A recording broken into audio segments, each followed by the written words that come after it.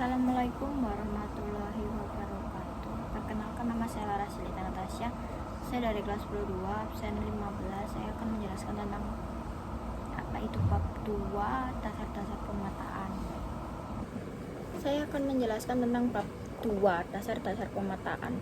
Mencakup prinsip ilmu ukur tanah, sistem proyeksi dan koordinat, lintang dan bujur, komponen peta, judul, skala, legenda, simbol arah mata angin, inset, dan lain-lain. Jenis peta, umum dan khusus, serta penggunaan teknologi modern, GPS, SIG untuk merepresentasikan permukaan bumi secara akurat dan mudah dipahami di bidang datar. A.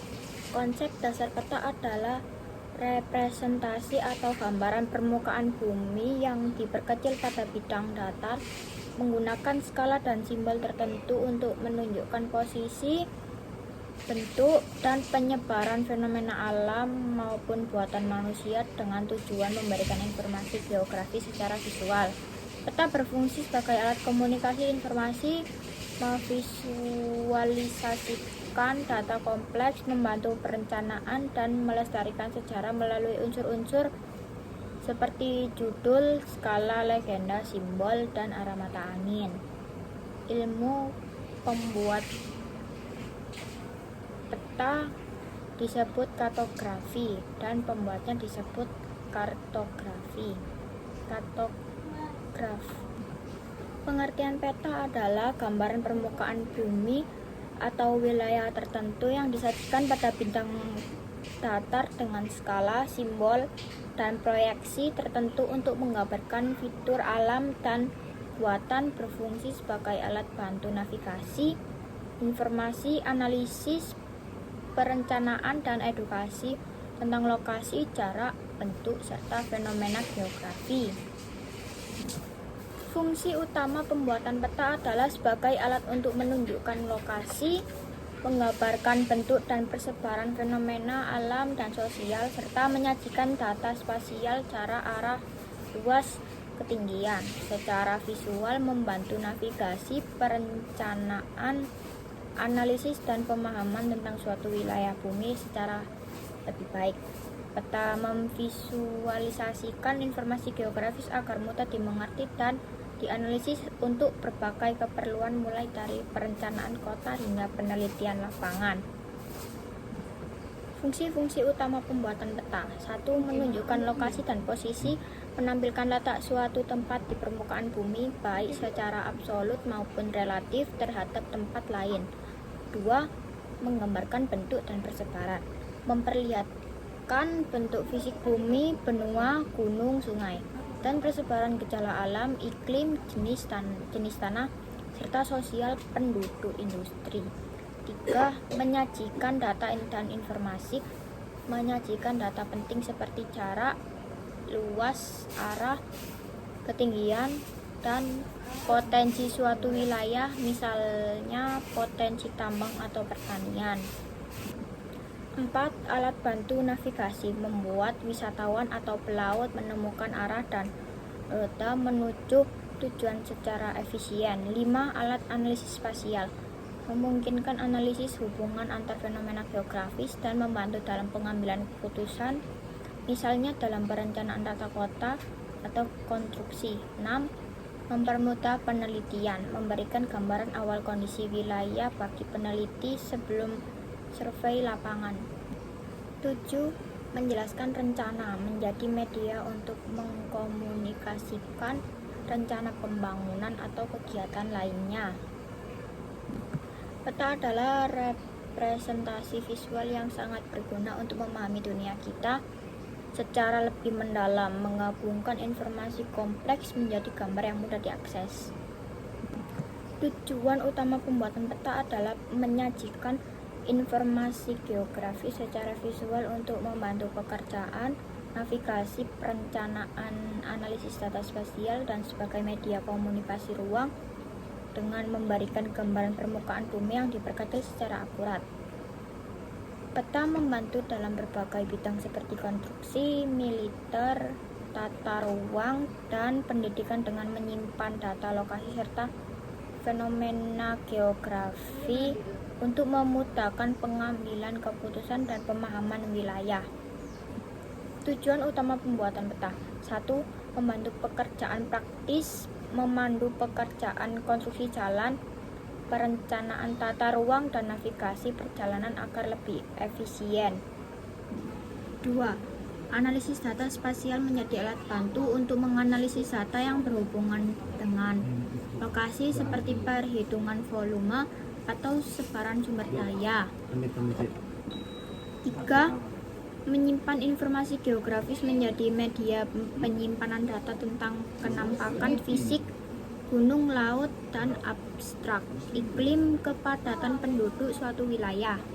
4. Media komunikasi informasi ruang menjadi alat visual untuk menyampaikan informasi tentang lokasi dan persebaran fenomena antar ruang. 5. Membantu perencanaan dan desain, membantu dalam membuat desain infrastruktur, jalan perumahan, atau perencanaan wilayah strategis. 6. Media pembelajaran, memudahkan pemahaman tentang hubungan timbal balik antara gejala geografi di permukaan bumi. Secara keseluruhan, peta bertujuan untuk memvisualisasikan dunia nyata menjadi representasi skala kecil yang mudah dipahami sehingga dapat mempermudah interaksi manusia dengan lingkungan geografisnya. Unsur peta adalah komponen penting untuk memahami peta, meliputi judul, isi peta, skala perbandingan jarak, orientasi arah mata angin, simbol legenda, penjelasan simbol, warna, garis astronomis, lintang atau bujur, inset peta kecil, garis tepi, sumber dan tahun pembuatan, serta lettering atau tulisan. Unsur-unsur ini membantu pembaca menafsirkan informasi lokasi, jarak, dan fenomena yang digambarkan di peta. 1. Judul peta menunjukkan isi atau topik peta. Skala perbandingan jarak di peta dengan jarak sebenarnya di lapangan, skala angka atau garis. Orientasi mata angin, petunjuk arah, biasanya panah menunjuk utara. Simbol tanda-tanda khusus untuk mewakili objek nyata, titik, garis, atau area. Legenda, penjelasan dari semua simbol yang ada di peta. Warna, membedakan jenis objek, hijau untuk daratan rendah, biru untuk air, dan lain-lain. Garis astronomis, jaringan garis lintang, dan garis bujur untuk menentukan lokasi absolut. Unsur-unsur pelengkap, inset peta kecil, sisipan untuk memperjelas area tertentu. Garis tepi, batas luar peta seringkali berbentuk persegi. Sumber peta, informasi pembuatan peta dan data yang digunakan, tahun pembuatan, waktu pembuatan peta. Lettering, tulisan atau angka yang memperjelas simbol dan nama lokasi. Proyeksi peta, teknik mengubah permukaan lengkung bumi ke bidang datar. Jenis-jenis proyeksi peta dibagi berdasarkan bidang proyeksi: azimutal atau planar, kerucut, silinder, dan sifat asli yang dipertahankan, ekuivalen atau luasan, konform atau bentuk, ekuidistan atau jarak, serta kedudukan sumbu, simetris, normal, miring, transversal, yang masing-masing memiliki kelebihan untuk tujuan pemetaan berbeda, seperti azimutal untuk kutub, kerucut untuk lintang tengah Eropa, dan silinder untuk khatulistiwa Mercator.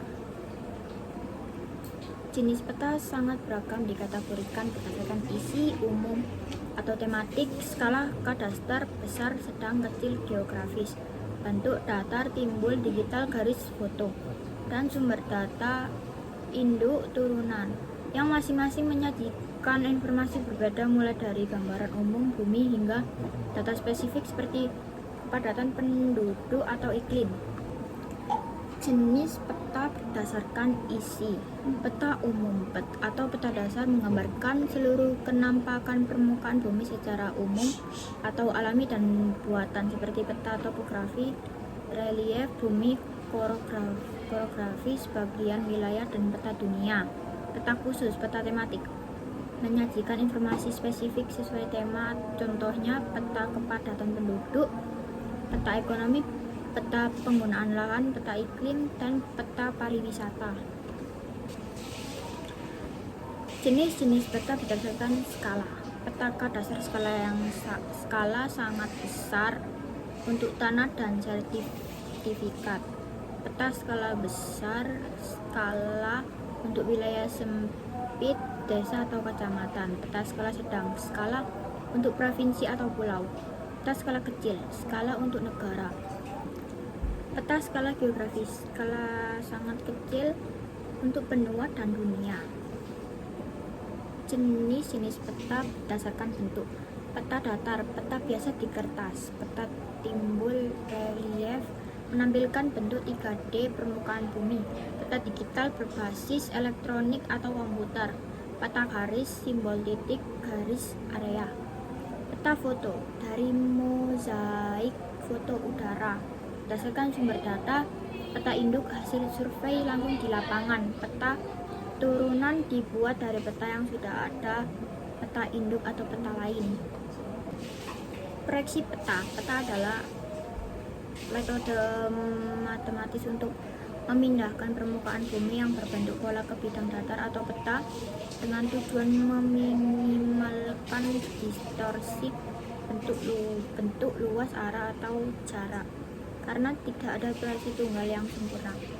Proyeksi peta penting untuk membuat peta yang akurat dengan jenis utama berdasarkan bidang proyeksi, azimutal, kerucut, silinder, dan berdasarkan sifat yang dipertahankan, konform, equidistant, equivalen.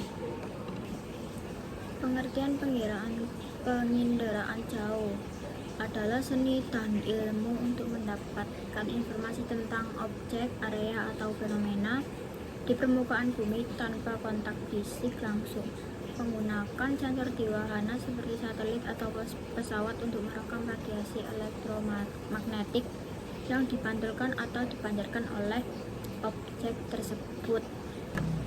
Komponen penginderaan jauh adalah sumber tenaga atmosfer, objek, sensor, dan wahana perolehan data, serta penggunaan data yang bekerja sama dalam sistem untuk memperoleh informasi tentang permukaan bumi tanpa kontak fisik, di mana setiap komponen memainkan peran penting, mulai dari energi, interaksi dengan objek, perekaman oleh sensor, hingga interpretasi dan pemanfaatan data hasil akhir.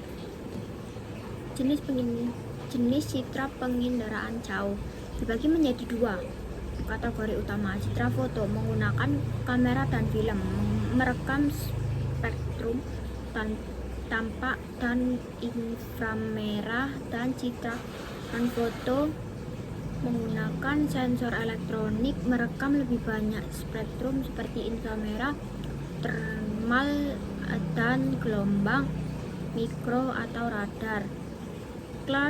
Klasifikasi lebih lanjut didasarkan pada spektrum elektromagnetik, resolusi sumber energi aktif atau pasif, wahana pesawat atau satelit, dan arah sumbu kamera vertikal atau miring.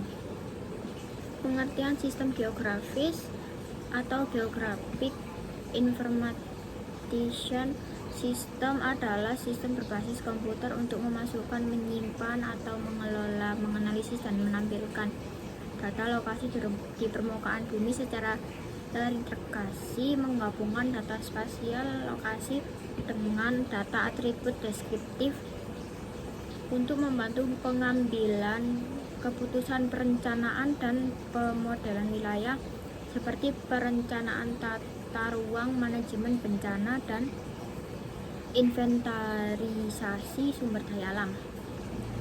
Komponen sistem informasi geografis, data spasial dan atribut, hardware, perangkat keras, software, perangkat lunak, manusia, pengguna atau brandware, dan metode atau prosedur cara kerja. Pengolahan data sistem informasi geografis adalah proses mengubah data lokasi spasial dan deskripsinya Atribut menjadi informasi berguna melalui beberapa tahap pemasukan data, input, manipulasi dan analisis data, dan penyajian data, output. Sekian penjelasan dari saya. Assalamualaikum warahmatullahi wabarakatuh.